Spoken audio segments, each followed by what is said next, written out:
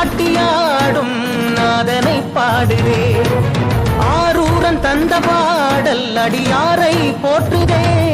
அதில் காணும் நாயன்மாரின் பக்தியை பாடுதே.